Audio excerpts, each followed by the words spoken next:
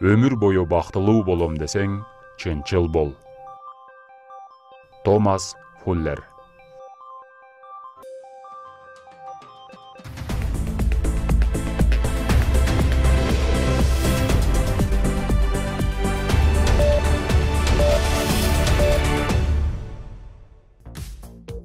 Кыргызстанда bir күндө 3 адам сууга чөгүп каза болду. Бажы кызматкерлери 22 миллион сомдук декларацияланбаган товарларды кармады. Баасын 3 эсе кымбаттаткан такси айдоочулары аларга нааразы болгон элдин үнү. Италия жана Германия чек араларын ачты. Мына ушундай күндүн маанилүү кабарлары менен Ош Биримде жаңылыктар программасы. Студияда Аяна Байтемирова. Саламатсыздарбы?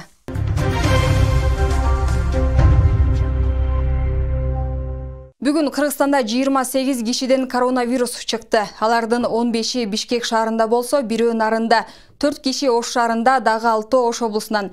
Чүй менен Ысык көлдө бирден киши катталды. Ал эми айыгып чыккандардын көбү Бишкекте болуп, жалпы саны 27-ни түздү. Ушуну менен коронавирус жуктуруп алгандардын жалпы саны 1899 болду. 1292 бейтап сакайып чыкса, 20 киши каза тапты. Кыргызстанда bir күндө 3 адам сууга чөгүп каза болду. Бул тууралуу Өзгөчө кырдаалдар министрлиги кабарлады. Маалыматка караганда Талас облусундагы Саратай көлүнө 18 жаштагы жигит чөгүп кеткен.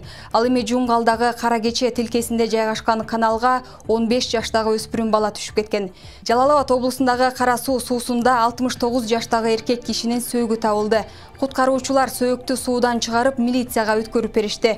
Белгилеп кетсек, былтыр Кыргызстан боюнча 100гө жакын киши сууга чөгүп ажал тапкан. Нарын шаарындагы селден кийин үйлөрдүн короо жайы тазаланды. Эске сала кетсек, Нарын шаарында кече нөшөрлөп жамгыр жааган. Анын кесепетинен Коктулардан келген сел суулары Чоң Нарын каналын ашып, Батыш, Алмабак, Аккоргон көтөрмө тилкелеринде жайгашкан жалпы 60 турак үйдүн короосун, чарбалык курулуштарды жана унаа жолдорун каптаган. Каза болгондор жана жабыркагандар жок. Кырдаалдын кесепетин жоюуга жалпы 48 куткаруучу, 3 унаа тартылган. Бажы кызматкерлери 22 миллион сомдук декларацияланбаган товарларды кармады.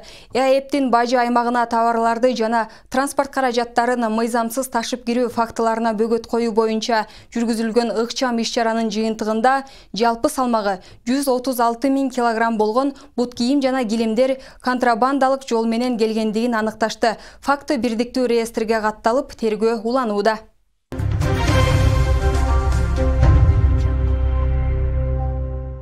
Өлкө лидери Сооронбай Жээнбеков бүгүн аймактардын жетекчилери менен видеоконференция форматында жыйын өткөрдү. Анда мамлекет башчысы акыркы мезгилде дүйнөдөгү бардык мамлекеттер жаңы шарттарда иш алып баруу жолдорун издеп жатканын белгиледи. Ал эми биздин өлкө санарип технологияларга таянсак деп кошумчалады. Ага карантин шартында окуучуларды аралыктан окутуу жана жалпы республикалык тестирлөөгө даярдоо мисал боло алат. Ошондой эле жыйында аймактарды санариптештирүү боюнча талаптар күчөтүлөрү маалым болду. Жарандар үйдө отуруп интернет технологияларды жана мобилдүү тиркемелерди колдонуу аркылуу түрдүү иш-аракеттерди жүргүзүү мүмкүнчүлүгүнө ээ болушту. Тамак-аш коопсуздугун камсыздоо максатында социалдык жактан маанилүү азык-түлүктүн аймактардагы запастары боюнча онлайн система тестирлөөдөн өтүп жатат. Өзгөчө абал киргизилген аймактарда электрондук уруксат системасы иштеди. Ошондой эле дарыгерлерибиздин ишин колдоо боюнча атайын медициналык багыттагы электрондук система иштелип чыкты. Бүгүн Жогорку кеңештин жыйынында депутаттарды шайлоо жөнүндө мыйзамына өзгөртүүлөрдү киргизүү тууралуу долбоор экинчи окууда каралды. Талант Мамытов, Өмүрбек Бакиров, Азизбек Турсунбаев баштаган 18 депутат.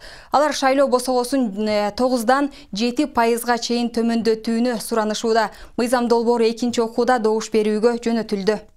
22 июндан тарта тышкы каттамдар иштей баштайт. Ага карата Саламаттык сактоо министрлиги, аэропорттор жана жарандык авиация агенттиги бир аптанын ичинде алгоритм иштеп чыгаары маалым болду.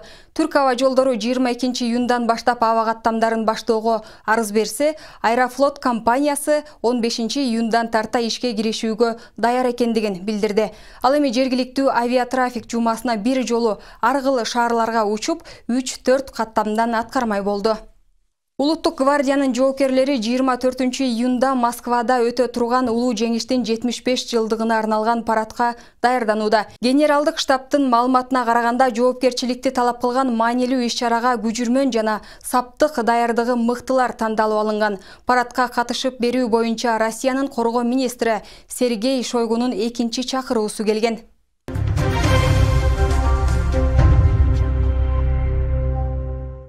8 июнь күнү республика боюнча диний уюмдар мечиттер ачылып, анда намаз окууга уруксат берилет. Мындай чечимди республикалык штаб мусулмандар дин башкармалыгы менен биргеликте макулдашкан. Ага ылайык мечит, чиркөөлөрдө жана намазканаларда санитардык эрежелер, социалдык аралыкты сактоо талаптары аткарылышы керек. Ош шаарындагы мечиттердин ачылуусуна кандай даярдыктар көрүлүүдө, кезектеги сюжетте.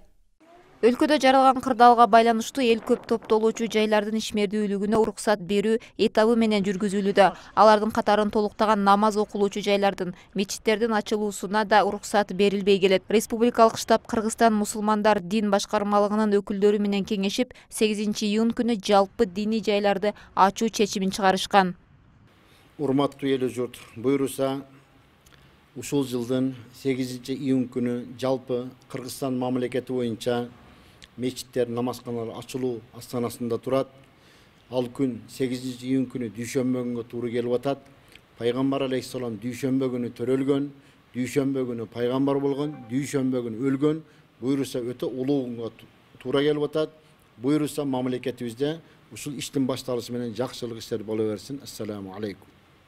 Эл көп топтолуучу кафе, ресторандардын, коомдук транспорттун, айрым жеке үй салуучу, сууга түшүүчү жайлардын ачылуусу өзгөчө мечиттерге барып намаз окуучулардын арасында нааразы пикирлерди жараткан.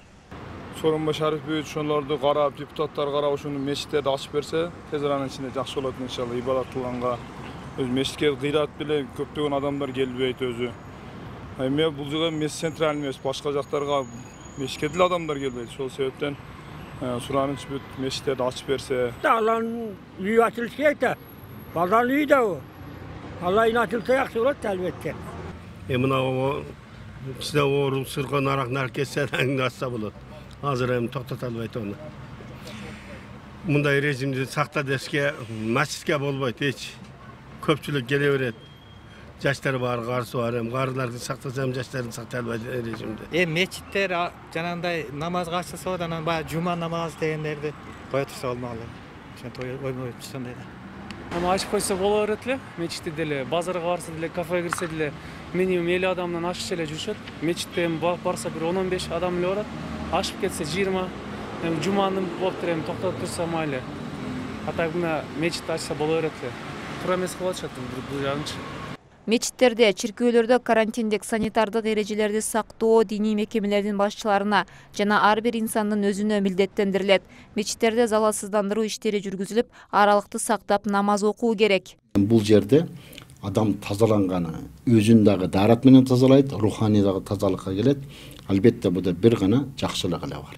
Медицина кандай нерсени талап кылган болсо, бет кап маселеси, жана мынау адамдарды жамаатка киргенде отургузуу маселеси, ошонун катарында кирген адамдардын намаз окуганы келген адамдардын мынау ысытмасын, температурасын өлчөө маселесинде буйруса биз мынау жалпы бийлик өкүлдөрү менен, мамлекеттик дин агенттиги менен бул иш-чараны иштеп чыгып, буйруса жалпы жамаатка ушундай ыкмада иштейбиз деген биз бүгүнкү күндө ушундай тартипти күтүп турган кезибиз. Дин өкүлдөрүнүн айтымында жума намаздарында гана элдин көп топтолуусу шартталса, жөнөкөй күндөрү мечиттерге 100гө жетпеген адам кирүүсү мүмкүн. Ал эми Кыргызстанда былтыркы жылы 2669 мечит жана 397 христиандык чиркөө катталган.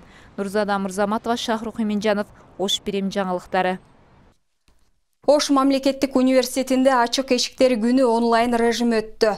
Иш-чара жылда 10 миңден ашуун абитуриенттердин башын бириктирип келсе, учурдагы кырдаал аралыктан туруп, окуу жай менен таанышууга мүмкүнчүлүк жаратты.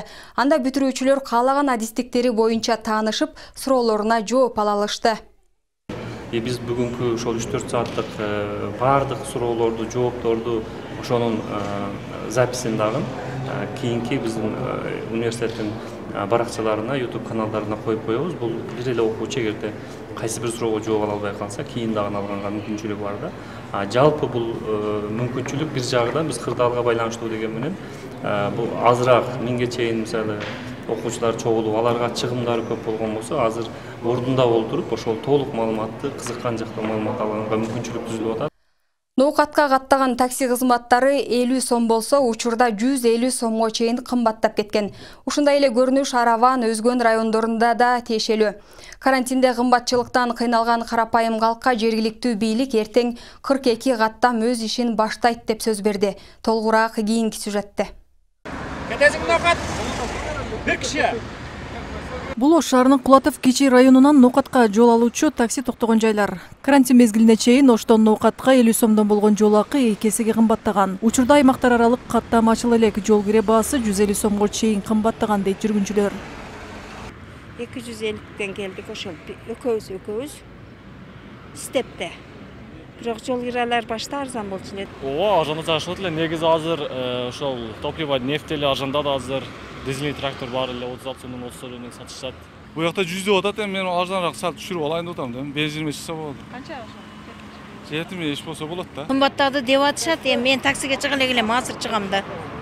Айтып атышат. Ноокат районуна каттаган такси айдоочуларынан жол акы тууралуу сураганда айрымдары жооп берүүдөн баш тартышты. Айрым айдоочулар маршруттук каттам жолго түшкөндө баалар түшөт деп айтып беришти. Жолга кымбаттаган жок, эл катарында 100 сом болду. Эртең маршрутка чыксаң да арзандайт да. Азыр эми турушуга 100 сом, 80 сом каттап атат. Эми ого чейин 3 адам, 4 адам менен каттап атты. Шахматный отургузуп атты да. Дал ушундай көрүнүш Ош Жалал Абад такси айдоочуларынын арасында кездешти. Буга чейин 250 сомдон болгон жол акы 350 сомдон 500 сомго чейин жеткенин жүргүнчүлөр айтып чыгышкан. Бирок такси айдоочуларынан бул тууралуу сураганыбызда жол акы кымбаттаган эмес. Болсо да мындай кадамдар аралыкты сактаган учурда жол акыны актоо максатында болгонун айтышты. Маршрутка жок болсо деле, бар болсо деле 250ден каттап атабыз. 500 сомго чейин көтөрүлгөн малдар болду. Ал малда 1-2 адам менен каттап атык да. 1-2 адам, башка адам жок. Неге дегенде постордон өткүзбөй. Бир адамды аркага салсак, ошо маска эмелери менен бир адам алдыда ушундай.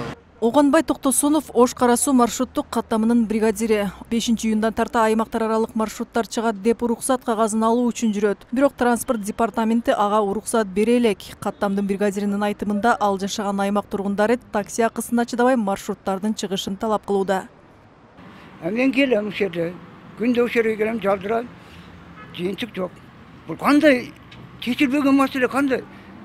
Республика министрлиги айтса, транспорт агентство айтса, анан ким задержка кылбаса, мен таң калып атам.